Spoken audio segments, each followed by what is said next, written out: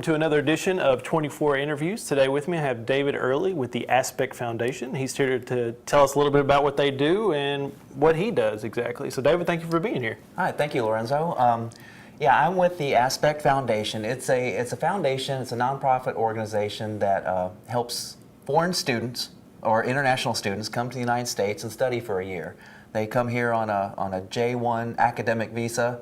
And what we're doing right now, I'm the local international coordinator for this area, and I'm trying to find some host families who are willing to volunteer their homes and their time and their hearts to take in an international student for this upcoming school year.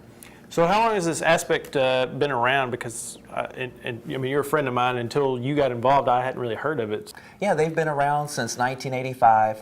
Nonprofit organization based in San Francisco. They operate under the guidelines of the United States State Department. Okay, so a lot of the things they do are probably what other similar organizations do, and I think there are some operating in this area, but I'm the first local coordinator for this particular organization. So what do you think is so important about having international students come over and live with you? I mean, obviously it's kind of a unique experience for them. What do you think the benefits are for like the host family? I mean, what do they get out of it? They have a wonderful time. I mean, all the testimonies of families that have done it before, even the ones that had doubts in the beginning, after they had the student in their home for a year, they've all just remarked about what a wonderful experience it is, because they get, this is a brave, bright child, and the students bring just their energy and their own cultural traditions and things like that. They're here, they're curious about America, they're curious about our way of life, and also they're here to learn and improve their English and to just achieve in school and have an interesting time. How do we get involved if we want to have a student in our home? Okay, there are a couple ways. First of all, you can go to the website. It's aspectfoundation.org, and there, if you are a prospective host family, if you just want to find out what it takes, I think there's a link there called 10 Steps to Becoming a Host Family. And so that kind of gives you sort of the step-by-step process and how to get started. Basically, it involves doing an online application and an online background check. That would be for everyone 17 or older that lives in your household. And after that, we just, you get some references, I'll interview you, and then you just start looking for some students and kind of look through the profiles and find someone who has interests, that would seem to go well with your family. Typically when you bring the student over, I mean, what kind of things would the family do with the student? I mean, do they just try to incorporate them into their normal family life? That's exactly it. I mean, yeah, the students aren't here on a vacation, and, the families aren't, required to entertain them, per se, all year long. I know some people will be thinking, oh gosh, my kids have had friends over for the weekend that near wore me out.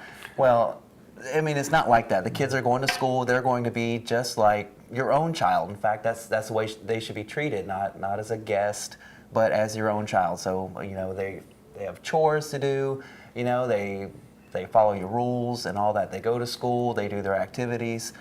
They come home and just hang out with you. And, if you're just a regular, average, boring, everyday family, that's just perfect. I mean, that's just the American experience. Is it specific countries that you guys bring kids over from? I mean, well, it's most of the countries in Europe. Just about anyone that you could think of off the top of your head. They come from Japan, Hong Kong, Thailand, Vietnam. They come from Brazil, Argentina, Ecuador. So yeah, a good, variety, I guess, of backgrounds for the students. And you can get on there. You can see their profiles. Not their pictures yet, but you can see what they're into, how old they are. The students range from 15 to 18, so they're high school age. We just have to make sure that there's space in your high school, because your high school can only handle so many exchange students at one time. I've got one family that has already has a student coming. They're in a marked tree, and so they're pretty excited. They've already gotten in contact with, and they're emailing and talking to their host student, just really looking forward to that whole the whole experience. So. Well, it sounds like a very interesting experience. You know, something I've always heard about, but never really experienced myself. But I mean, it's great that there's somebody in our area that is helping people get in contact with exchange students that want to come over here. What if people have questions for you directly? Can they get a hold of you directly if they have any questions? Sure. Yeah, that's another thing. You can contact me by phone. My number is 479-225-8227, or you can email me at dearly8000@gmail.com. And I'll just help you. I mean, whether you go through the website or contact me directly, if you just wanted to ask some general questions, you know, before you commit to filling out an application, I would be happy to answer any of those. Well, David, I want to thank you so much and giving us all this great information about how to get involved with the exchange student program. Well, thank you for having me, Lorenzo. Appreciate it.